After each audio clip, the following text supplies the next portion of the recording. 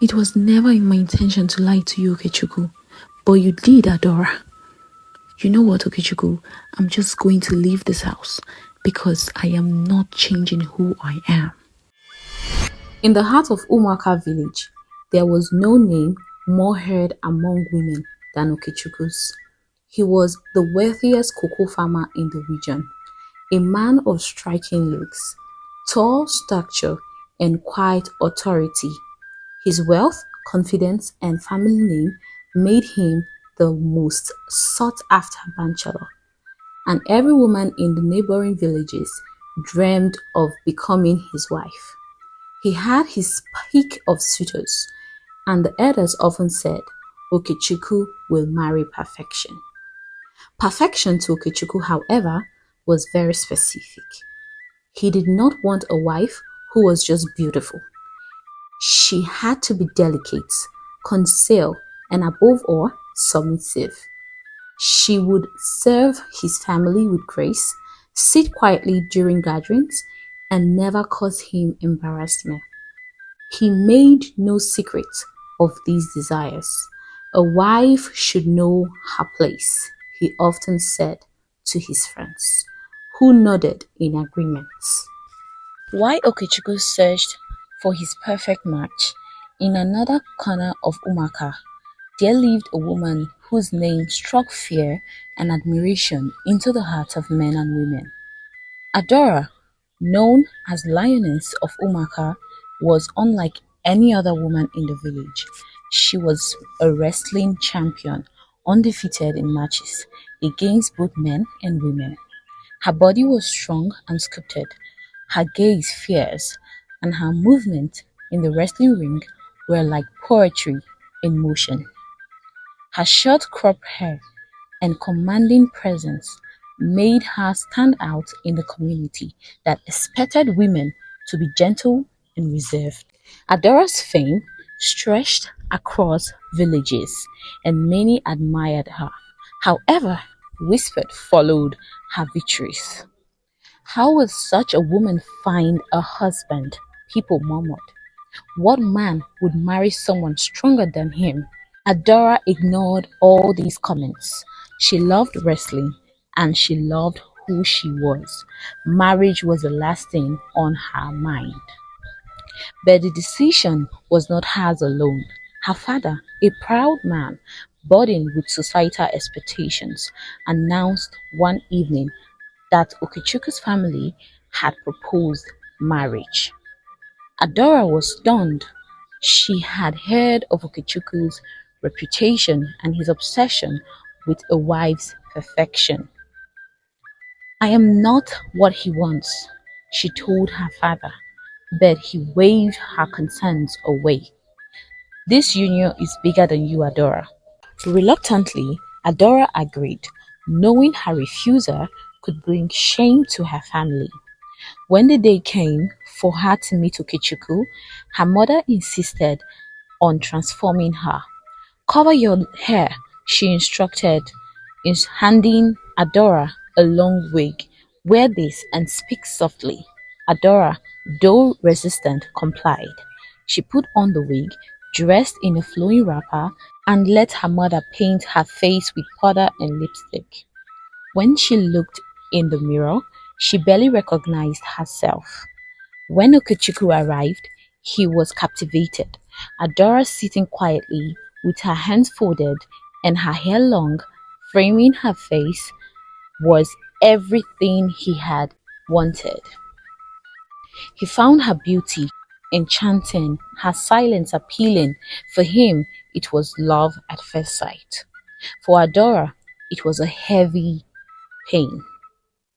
The marriage ceremony was a grand celebration. The villagers from far and wide attended to witness the union. The couple was praised as a perfect match, though Adora's heart was filled with doubt. When she stepped into Okechukwu's home as his wife, she entered a world of expectations. Her days were consumed by chores, entertaining guests, and maintaining an appearance of calmness. Her wig became a daily accessory. Her voice softened to please her husband, and she avoided eye contact to appear modest. At first, Okechukwu was pleased. My wife is everything I hoped for, he often boasted to his friends. But Adora felt trapped. The wrestling ring was now forbidden. Wrestling was not just a sport for her, it was her identity, her freedom. Each night, after Okechukwu had fallen asleep, she would sneak out to the backyard where she had created a makeshift training space. Beneath the moonlight, she practiced her moves and her strikes. The dirt under her feet, the sweat on her body, and the quiet joy of the movement reminded her of who she truly was. One night, as she returned from her secret training, she found Okechukwu waiting for her in the hallway. "What are you doing outside at this hour?" he asked, his tone sharp and suspicious. Adora froze, searching for an excuse. "I needed fresh air," she replied, avoiding his gaze. Okechukwu frowned, but Dean pressed further, though his suspicions grew. The truth about Adora's identity came to light in the most unexpected public way. One afternoon, Okechukwu decided to take Adora to the bustling village market. The stalls were lively, the traders shouted prices, the aroma of roasted corn and plantains flying in the air.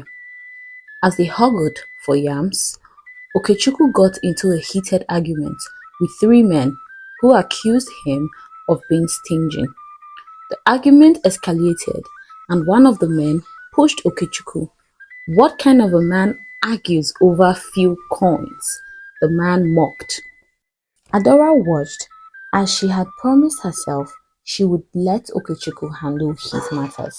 But when one of the men punched him, she could no longer stand by.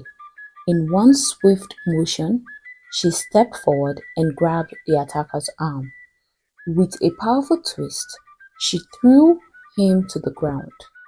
The other men lunged at her, but Adora was faster. She sidestepped one and delivered a sharp kick on his leg. The third man hesitated, then retreated under the weight of her blade. The crowd cheered, but their excitement turned to shock when one of the attackers, in frustration, tried to pull her back, but mistakenly pulled off her wig from Adora's head. Her wig came off, revealing her short cropped hair. The marketplace fell silent as recognition dawned on them. "The lioness of Umuaka!" someone exclaimed. All eyes turned to Ukechukwu, whose face was frozen in disbelief. Without a word, he turned and walked away, leaving Adora standing in the middle of a stunned market. At home, Okechukwu's anger erupted. "You lied to me," he shouted. "You deceived me into thinking you were someone else." "I lied because I knew you wouldn't accept me for who I am," Adora replied, her voice trembling with a mix of anger and pain. "All you care about is appearance." "You humiliated me in front of the entire village," Okechukwu replied. "What kind of a wife fights in public? What kind of a husband let his pride blind him to the truth?" Adora shouted back. "I defended you because I love you, but I will not apologize for who I am." That night, Adora packed her belongings and left. She returned to her family home, her heart heavy but her reserve firm. Back in her village, she reclaimed her identity. She re-entered the wrestling ring, training young girls and winning matches with a renewed sense of purpose. Weeks later, Adora discovered she was pregnant. The news brought mixed emotions, joy and fear. She resolved to raise the child alone. determined to create a life filled with joy and peace. Meanwhile, Okechuk's home felt emptier with each passing day. Memories of Adora haunted him, her laughter, her strength, and her presence. And his mother noticed his unrest. "You married a lioness," she told him one evening. "Did you expect her to act like a lamb?" Strength in a wife is not a curse, it is a blessing. If you truly love her, you must let go of your pride. Okechukwu realized he had been wrong. Determined to make amends, he traveled to Adora's village and found her in a wrestling ring, training her students. When their eyes met, he stepped forward. "Adora," he began, his voice trembling, "I was a fool. I let my pride destroy what we had. I see now that your strength is your beauty. Please forgive me." Adora's gaze softened, but she remained firm. "If I return, I will not change who I am." "I don't want you to change," Okechukwu said, kneeling before her. "I want to stand by your side, cheering for you and loving you." For the first time, she saw in him the man she had always hoped he could be. Adora and Okechukwu reconciled, creating a home where love and independence coexisted. Together, they raised their child, Chibuzo, in a home filled with respect and mutual support. Adora continued her wrestling career, inspiring women across the region, while Okechukwu became her greatest supporter. Their story became a legend, a testament to the power of love, acceptance, and staying true to oneself. The end.